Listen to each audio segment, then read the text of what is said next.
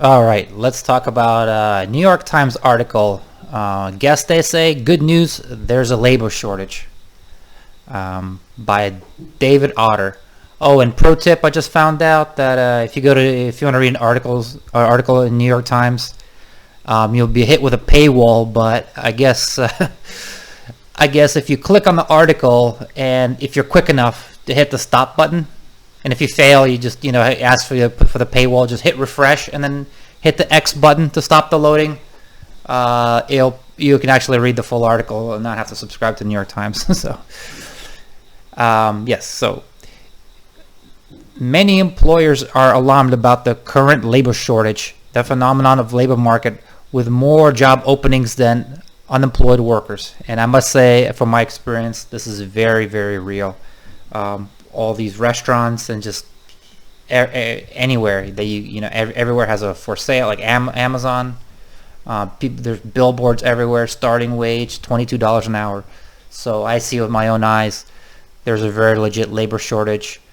There's a legit labor shortage with handyman, with actually craftspeople, but that's a different story, I guess. What's going on there is everybody is staying at home, working from home, so everybody wants to remodel their house, and everybody wants to spruce up their house because they spend a lot of time there, and it's impossible to find a handyman now. It's awful. I mean, some of these, I know I've been trying to, but sometimes you try to order one, they're not even going to come out there. They're so slammed with work. So, yes, there are two supposed problems, they allege. First, that the labor shortage is caused by government benefits that discourage work. That's true. And second, that the shortage will harm the economy. Both claims are wrong. With the latter, the opposite is likely to be true. The labor scarcity we're experiencing is real, but there is an opportunity, not a crisis. Let's start with the causes of the current labor shortage. Research on this question is unambiguous. We don't know what's going on. Well, we kind of do. I mean, one logical explanation is that generous pandemic unemployment insurance benefits are now giving Americans reason not to work. But the data don't bear this out. Multiple analyses find that generous benefits did discourage workers from seeking new jobs, but the effects were small. No, not really. I mean, the research that I've seen, basically they were bragging how when people do leave their generous unemployment benefits, they end up getting a higher paying job, but because they tend to search longer. This whole government program, well, basically, government panicked, and they didn't want people to decide whether this is their thinking, whether I don't want to decide whether I'm going to die from COVID or go get a job or whatever. So basically, we want benefits generous enough to actually replace somebody's income, and they created that program. That's why they added there's a $600 federal unemployment benefit, and now they're wondering, well, that's how the program was designed, and now they're wondering no, that it couldn't be that. It's well, yeah, we designed the program for. That was the whole stated purpose. States that terminated federal pandemic unemployment benefits ahead of schedule this summer saw only a minuscule decline in unemployment relative to those that didn't. Yes, but they're still receiving other unemployment. I bet if they were to, there'd be an awesome experiment to run if they just kill all unemployment and kill all benefits. There wouldn't be a shortage anyway. It's not like all of a sudden people don't need money anymore.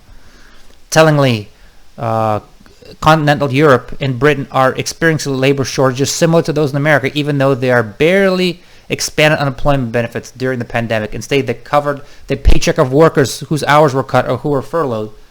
Well, duh. You don't have to expand the benefits that much. If you're going to pay people not to work,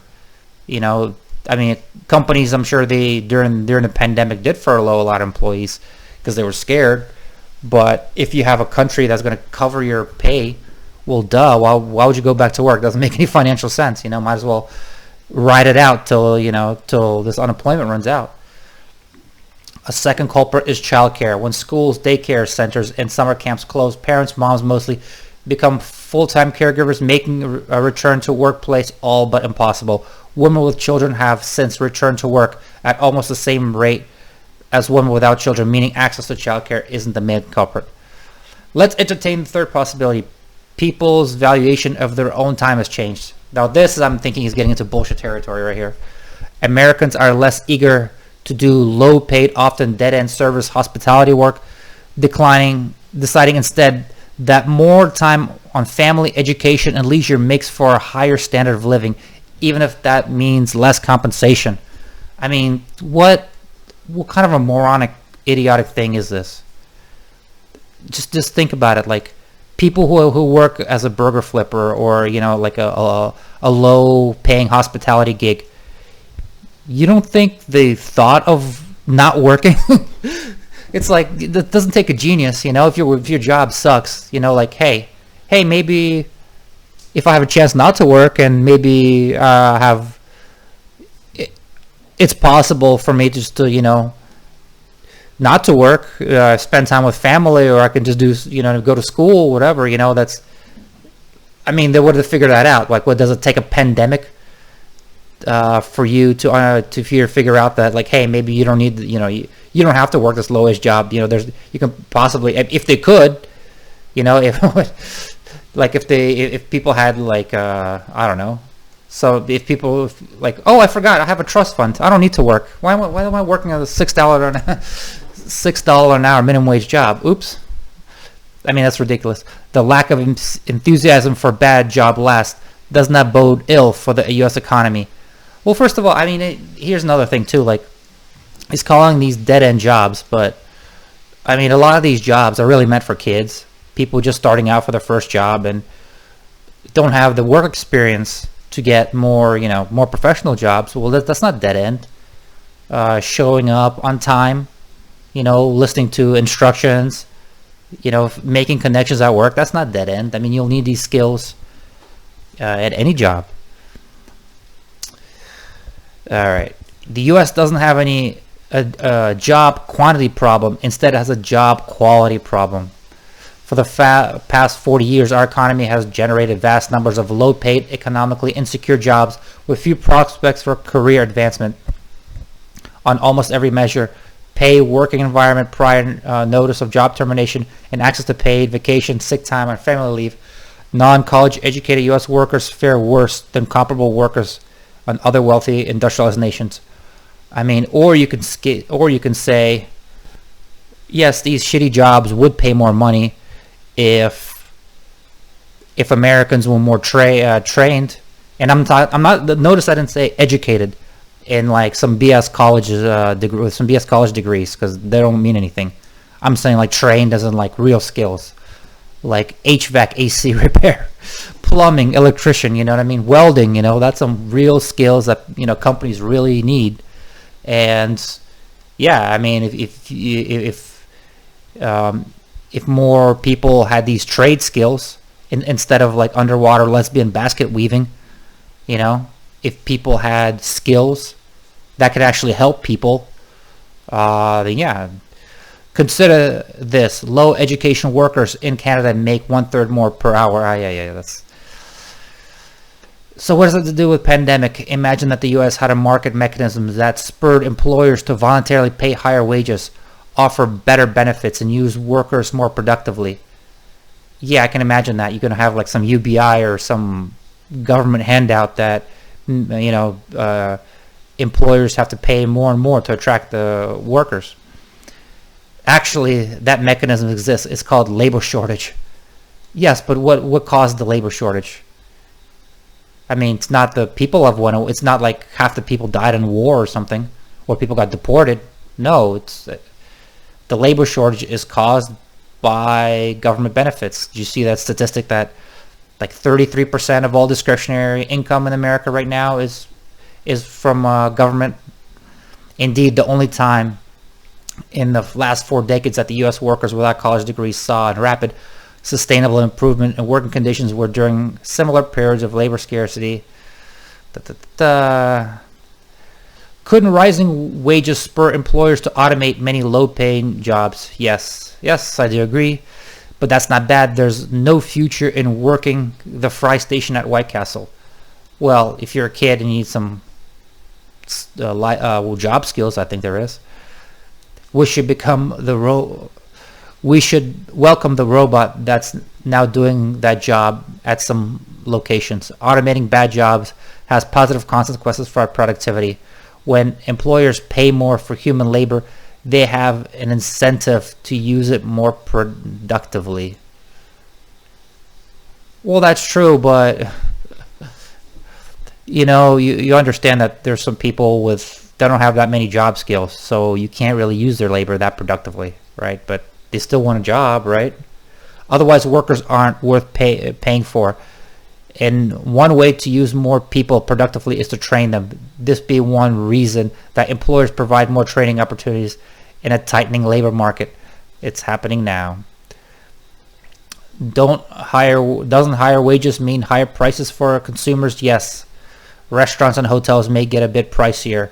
As a customer service agent may be more scarce at the big box stores. I mean, not a bit. I mean, prices are going through the roof. Inflation is really steep right now. But most of us are workers as well as consumers. Everyday low prices for consumers partly reflect subsidized wages for many workers. Okay, so this is the part where I really don't agree with him, and I think he's just flat out wrong. And this guy is a MIT Department of Economics. I mean, so I can't believe he should know better. I can't believe he got such a basic thing wrong. Okay, here we go.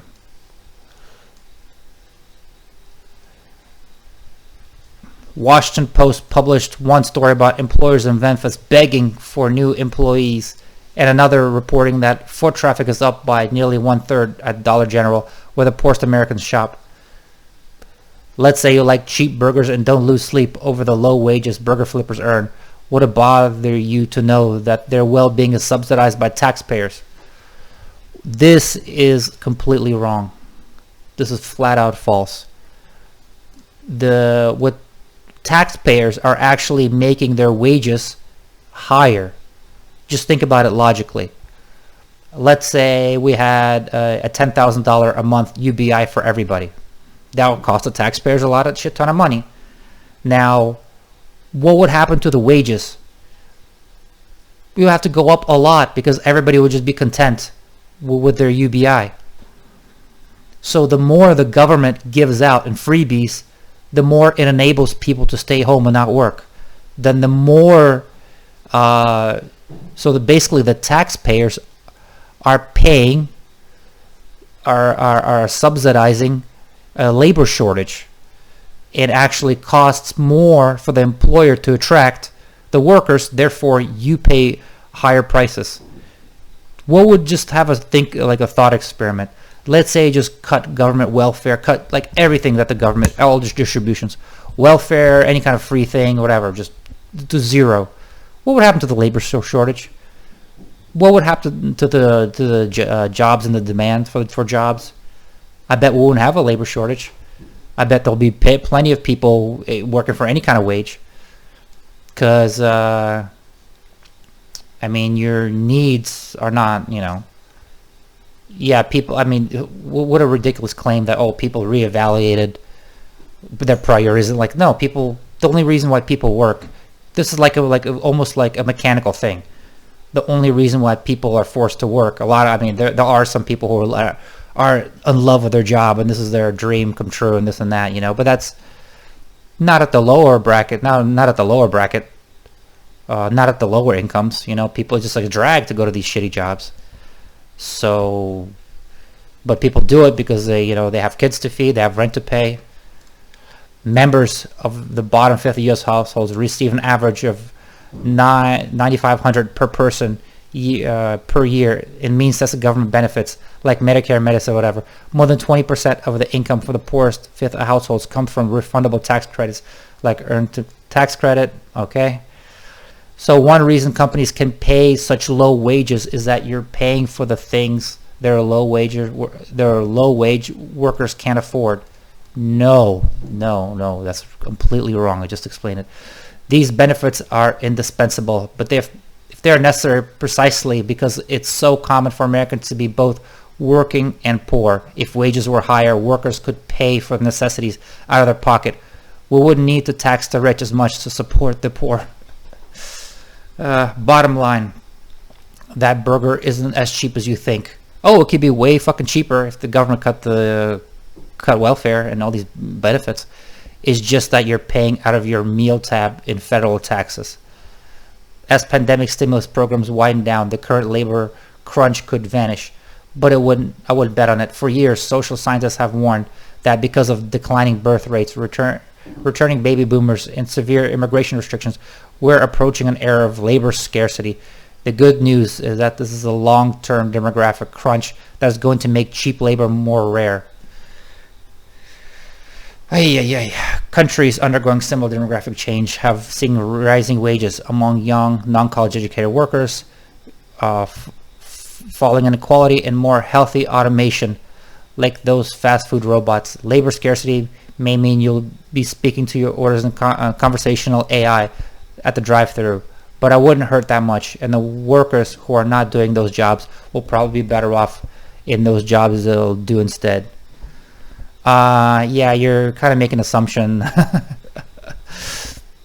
This line, the jobs they'll do instead, is doing a lot of work here. Increasing the minimum wage hurts jobs. So there's no guarantee. Let's say these fast food. I mean, I'm all pro automation. That'd be great. Lower prices. I mean, just people doing a job. I'm not like trying to people doing a job that a robot can do. Well, yeah, that's awesome. There isn't, I don't have this syndrome of work is good in itself or whatever. No, you want the goods of the work, right? You don't want the actual job itself, unless you want a hobby. But I highly doubt that a lot of people. I mean, the thing is, when these simple jobs get automated, the other jobs that are left, yes, there'll still be plenty of jobs for programmers and complex jobs, but that's the thing. Unfortunately, a lot of the labor force, how should I put it? They're not reliable. They don't want to learn advanced skills, or they're not capable, so I'm not as optimistic. But yeah, that would be great, if AI takes over a bunch of shitty, low-paying jobs, and then people can move into programming AI, that would be great. But labor scarcity won't solve all of our labor market problems. Numerous maladies have made life abysmal for many less educated workers in the U.S. Those maladies need to be fixed. But on this Labor Day, let's also raise a self-serve toast to labor scarcity, while hoping that the Delta variant does not weaken the strong hand that labor was recently dealt. Well, yes. The labor shortage is very, very, very real. I think it's due. I mean, it hasn't convinced me. I'm still think it's due to all these government benefits. I mean, you could just see how the U.S. government spent $6 trillion during this year, 2021, for all this COVID. I mean, people will just, even fake companies received, hundreds of thousands of dollars in loans. So yeah, the government threw so much money at the economy. Yeah, of course, some people were able to just float along and not work. So it's real. It's going to cause wages to go up. Is that a bad thing or good thing? Well, as an aspiring landlord, maybe it's fuck it. Let the inflation run. If that's what they want to do, it's good for rents.